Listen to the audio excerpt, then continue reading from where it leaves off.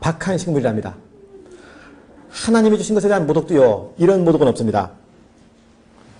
근데 보세요. 이곳에는 식물도 없고, 그러니까 자기네 생각으로 만나는 식물이 아니라 이거죠. 하나님이 자기네한테 못 먹을 걸 주는 겁니다. 한다는 얘기가 어찌하여 우리를 애굽에서 인도하여 올려서 이 광야에서 죽게 하는고. 근데 이 말이 참 고약해요. 어찌하여 우리를 죽게 하느냐, 이 말만 놓고 보면요, 당장 먹을 게 없어서 지금 굶어 죽을 사람 같거든요. 근데 굶어 죽을 건 아니에요. 저 만나 있단 말이에요. 만나를 먹고 있음에도 불구하고 자기는 먹을 게 없다 이겁니다. 그럼 무슨 뜻입니까? 식물이 없는 게 아니죠. 하나님이 주시는 그 만나가 있는데도 식물이 없다고 불평하는 건요. 지금 뭐가 없는 거 아니? 애굽에서 죄와 더불어 먹던 식물이요.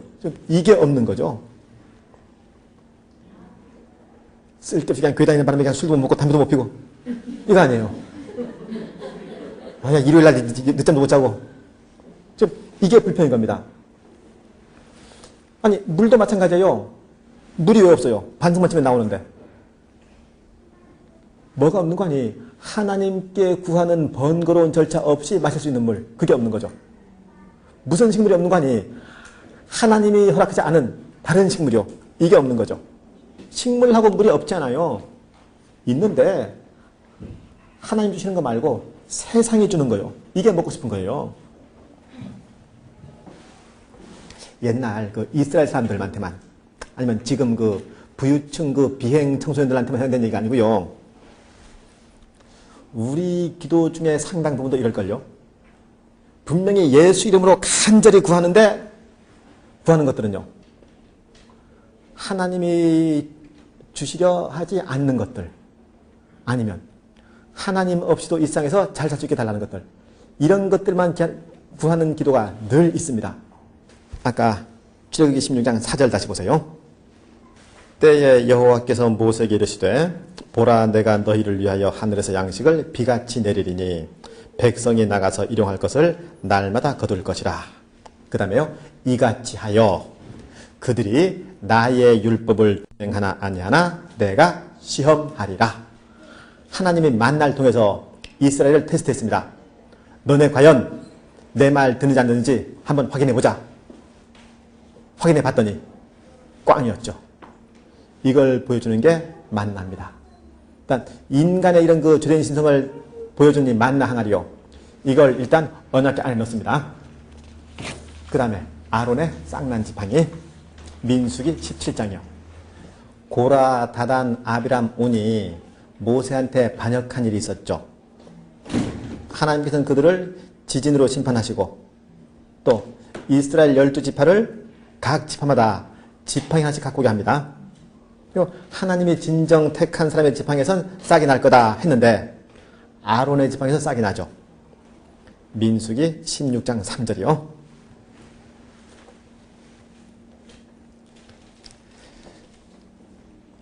그들이 모여서 모세와 아론을 거스려 그들에게 이르되 너희가 분수에 지나도다. 회중이 다 각각 거룩하고 여호와께서도 그들 중에 계시거늘 너희가 어찌하여 여호와의 총회 위에 스스로 높이느냐. 자, 그들이 모여서, 이 그들은 고라, 다단, 아비람, 온 일파예요. 이들이 모세와 아론한테 시비를 겁니다. 왜 너네만 대장하느냐? 우리도 하나님 택하신 백성인데 우리도 너희 못지않게 대장할 자격이 있다. 이런 얘기예요. 여기에 대해서 이제 모세가 뭐라 그러는 거 아니? 좀 뒤에 8절 9절이요. 민수기 16장 8절 9절입니다. 모세가 또 고라에게 이르되 너희 레위 자손들아 들으라. 이스라엘의 하나님이 이스라엘 회중에서 너희를 구별하여 자기에게 가까이 하게 하사 여호와의 성막에서 봉사하게 하시며 회중 앞에 서서 그들을 대신하여 섬기게 하심이 너희에게 작은 일이겠느냐. 너희들은 너희한테 맡긴 직분이 있는 거 아니냐. 너네는 너네가 맡은 그 직분 통해서 하나님께 영광 돌리는 거다. 그런데 왜 너네가 맡은 그 일은 제쳐놓고 왜 다른 걸로 시비 거는 거냐. 이게 모세 얘기예요. 우린 여기서 누가 옳고 누가 그런지 알고 있죠. 근데 모른다 치고요. 이제 하나님이 판결 내립니다. 17장 5절이요. 내가 택한 자의 지팡이는 싹이 나리니 이것으로 이스라엘 자손이 너희를 대하여 원망하는 말을 내 앞에서 그치게 하리라. 이렇게 해서 그 아론 지팡이에서 싹이 나요. 하나님께서 세우신 그 권위에 대해서 하나님이 직접 판정을 하신 거죠. 남의 손에 있는 떡이 커 보여요. 자기가 하는 일보다 남이 하는 일이 훨씬 더 폼나 보입니다. 고라 자손들이 바로 이 부분을 오해한 겁니다. 모세하고 아론이 하는 일이 훨씬 더 멋있어 보이고 자기네가 하는 일은 별 볼일 없는 일이라 이거예요. 모세가 하는 그 말 중에 이에 대한 그 힌트가 있어요. 민수기 16장 8절 9절 보세요. 모세가 또 고라에게 이르되 너희 레위 자손들아 들으라. 이스라엘의 하나님이 이스라엘 회중에서 너희를 구별하여 자기에게 가까이 하게 하사 여호와의 성막에서 봉사하게 하시며 회중 앞에 서서 그들을 대신하여 섬기게 하심이 너희에게 작은 일이겠느냐? 작은 일이겠느냐? 큰 일이다 이거죠. 하나님께서 너희를 불렀다. 너희를 성막에서 봉사하겠다. 또 회중 대신해서 하나님 섬기겠다. 너희들은 그걸 작은 일이라 그러는데 그게 왜 작은 일이냐? 왜 너희들은 그 일 안 하고 자꾸 딴 일에만 마음 두는 거냐? 자기한테 중요한 일 맡겨지면요. 그게 중요한 일인 거 다 알아요. 전부 다 중요한 일처럼 진작에 대합니다. 근데 자기 생각에 사소해 보이면 그럼 그거는 그냥 사소한 걸로 아는 거죠. 해도 그만, 안 해도 그만인 걸로. 물론 실제로 그럴 수 있습니다. 현실적으로 모세보다 고라, 다단, 아비람, 온이 더 유능할 수도 있어요. 혹시 하나님이 전능하신 분이 아니면요. 그럼 우린 재능을 길러야 됩니다. 가장 중요한 건 우리 재능이에요. 근데 하나님이 전능하신 분이면요. 우리 재능은 두 번째거든요. 순종이 먼저죠. 하나님한테는요. 누가 잘났느냐 이전에 누가 맡겨진 일 제대로 하느냐. 이게 훨씬 더 귀한 겁니다. 미리암이 모세를 거역했다가 문둥병 걸리죠. 그때 어때요? 미리암 입장이 좀 이해되지 않으세요? 그때 미리암이 왜 모세를 나무라는 거 아니? 모세가 구스 여자를 취했습니다. 본래 모세 아내는 십보라였죠. 그러니까 그때 십보라가 죽었는지 말았는지 그건 몰라요. 십보라가 죽어서 모세가 재혼했는지 십보라가 시퍼렇게 살아있는데 모세가 또 세컨드 얻었는지 아니 그거는 모르죠. 성경이 안 나왔거든요. 우리는 당연히 그 모세한테 어떤 그 우호적인 편견이 있으니까 설마 모세가 그랬겠냐 싶은데 그건 모르죠. 어쨌는지. 아니 아브람도 와이프 많았는데요. 근데 모세가 구스 여자를 얻었습니다. 구스는 이디오피아예요. 이스라엘의 영도자 모세가 깜둥이 흑인 여자를 아내로 맞았습니다. 미리암 누나인데 한마디 할만하죠. 아니, 다른 사람들이야 그 모세의 리더십에 눌려서 말 못해도 미리암은 다르거든요. 자기 동생이란 말이에요. 그럼 당연히 모세 나무랄 수 있습니다. 근데 하나님 어떻게 판결하세요? 이건 이렇고 저건 저러니까 모세 잘못 없다. 미리암 너 왜 그러느냐? 논리적인 얘기는 없습니다.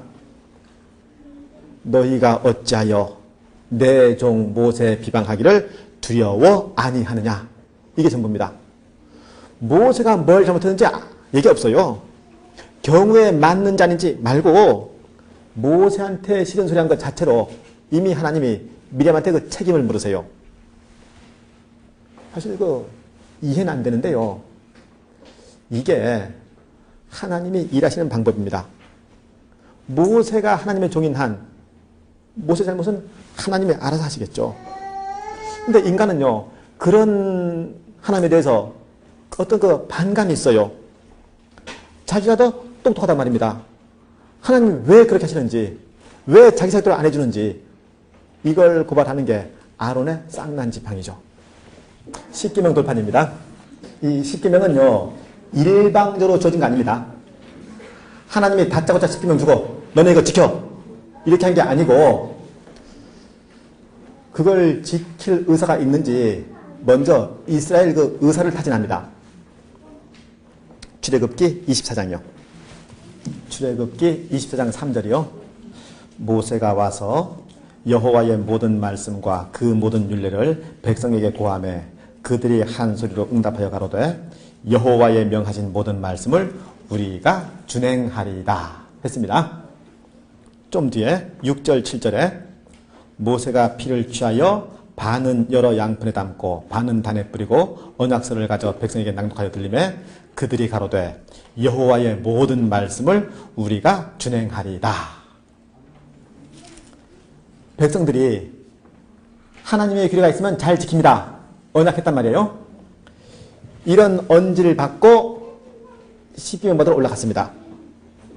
근데 모세가 간지 40일 되도록 소식이 없으니까 산 밑에서 이스라엘은 금송아지 우상 만들죠. 모세가 산 밑에 와서 그걸 보고는 분을 못 참고 받은 그 돌판 던져서 깨뜨리고 말았습니다. 그럼 이 십계명은요, 분명히 자기들 입으로 지킨다 그래 놓고 지키려고 하다가 능력이 못 돼서 못 지킨 게 아니고 말로만 지킨다 그러고 실제로는요 시도조차 못 해보고 깨진 거죠. 사람은요 옳고 그른 것만 알면 옳은 걸 택할 만큼 지혜롭지 않습니다. 사람들이 다 착각을 해요. 옳고 그른 것만 알면은 옳은 걸 택하는 걸로. 아니에요. 사람들은요 옳고 그른 건 언제나 그 자기 입장을 변론할 때만 필요하고요. 언제나 자기 편한 걸 찾습니다. 사람들은 죄의 종이란 말이에요. 옳고 그른 걸 분별해서 옳은 거 안 따라가고 옳고 그른 건 알기만 하고 늘 죄를 따라가요. 공평, 평등, 형평 이런 단어를 누가 찾아요? 힘 있는 사람들은 이런 말 안 해요. 힘 있는 사람들은.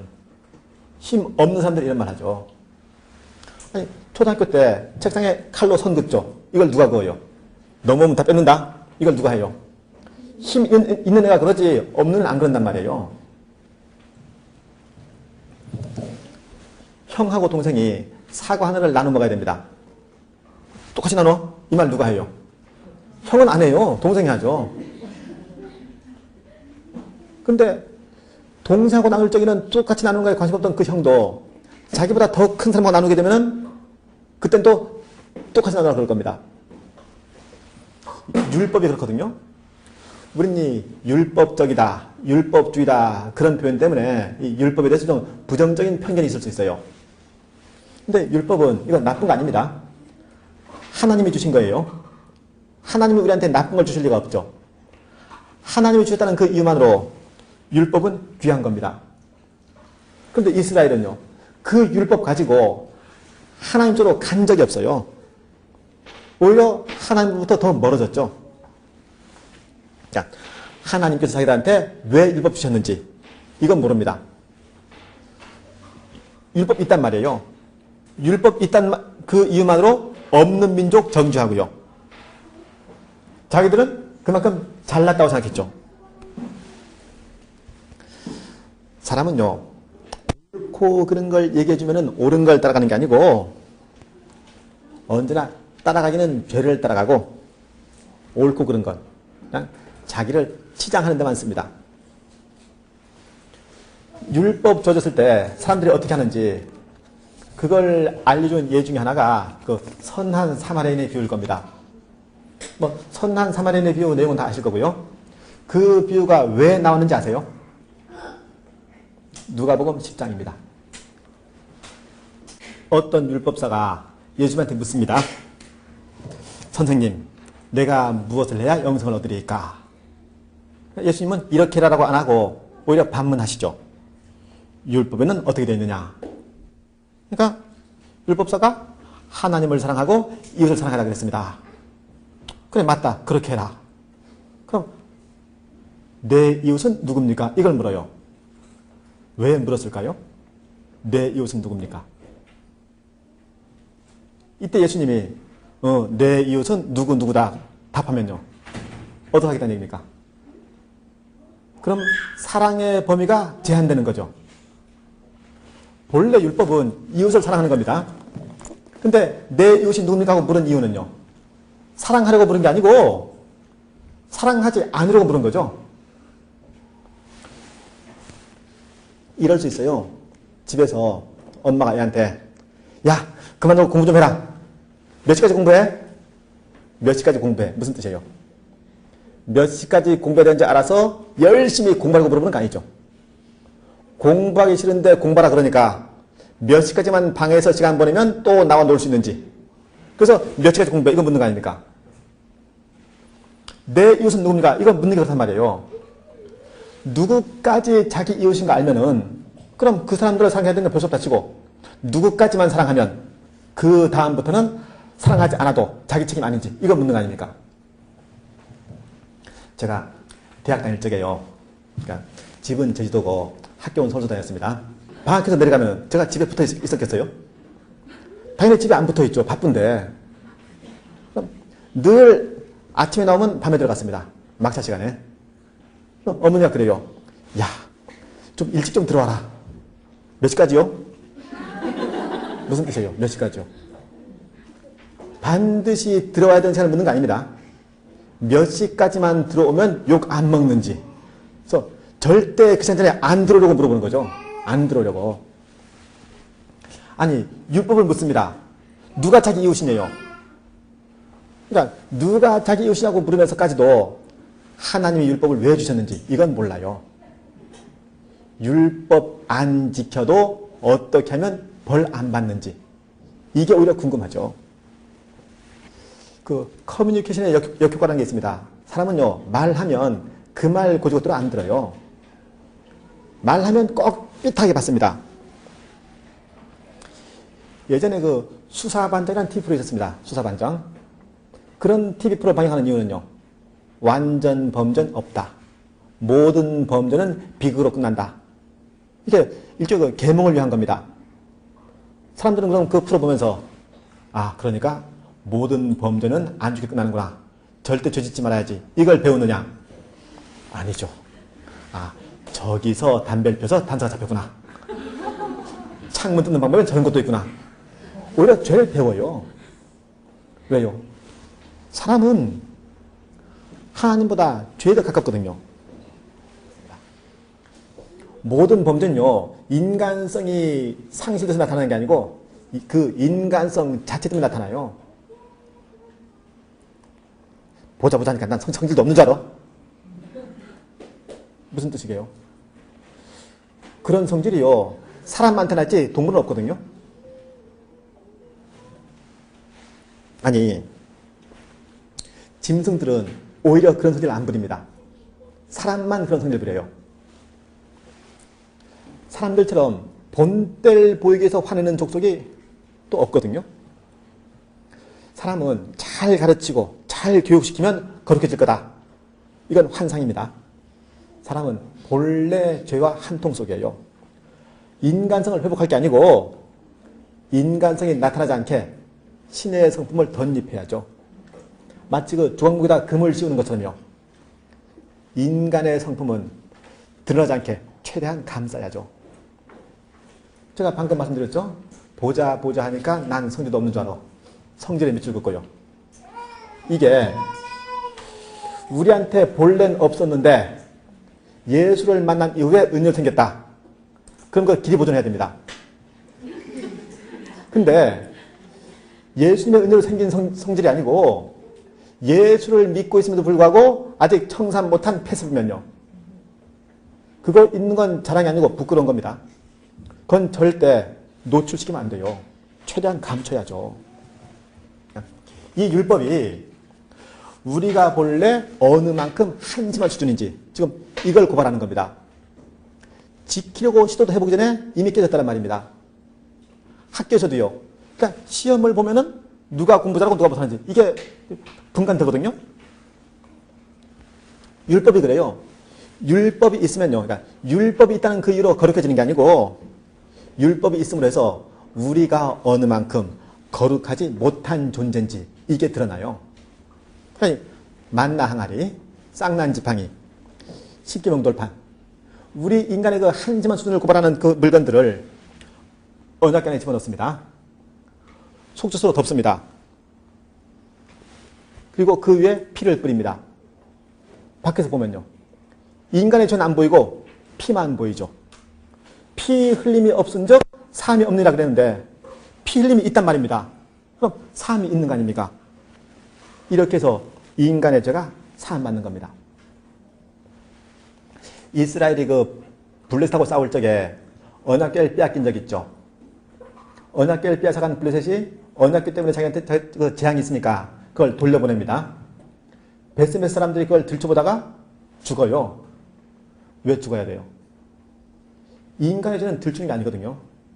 하나님이 굳이 감추길 원하시는데 그걸 왜 까발려요? 그건 당연히 단단히 밀봉시켜야 됩니다. 밀봉시키는 걸로 모자라서 그 위에 피까지 뿌려야 돼요. 절대 밖으로 드러나면 안 되죠. 인간의 죄는 안 보이고 죄값으로 치러진 피만 보여야 됩니다.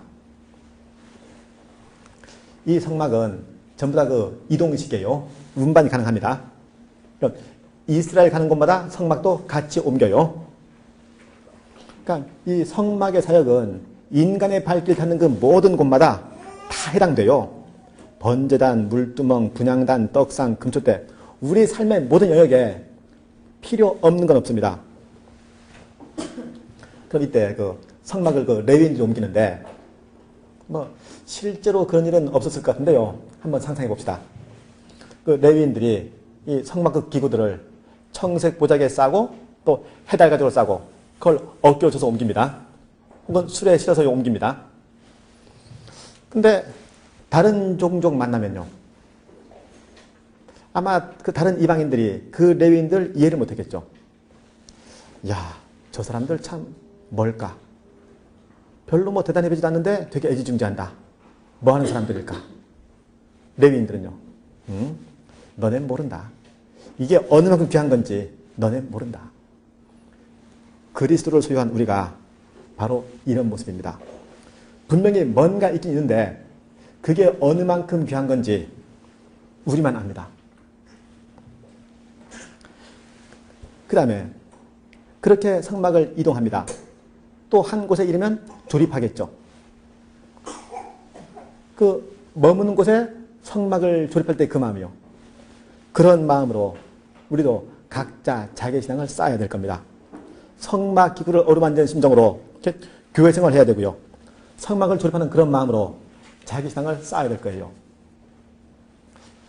이스라엘이 그 광야 행진할 적에 성막을 중심으로 그 12지파가 동서남북에 있었던 거 아시죠? 동서남북 각종마다 세 지파씩 있었습니다. 성막은 가운데예요. 모르는 사람 보면요, 아, 저 이스라엘이 저렇게 성막을 지키는구나 이렇게 보일 겁니다. 아닙니다. 이스라엘이 성막을 지키는 게 아니고 성막에서 흘러나오는 그 은혜가 이스라엘을 지킵니다. 우리 생각엔요, 우리가 신앙 지키는 것 같아요. 아니요, 우리가 신앙 지키지 않습니다.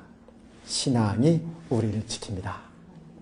하나님께서 성막을 통해서 우리한테 이걸 계시하십니다. 이 프로그램은 건강한 세상을 열어가는 주식회사 EM코리아에서 후원합니다.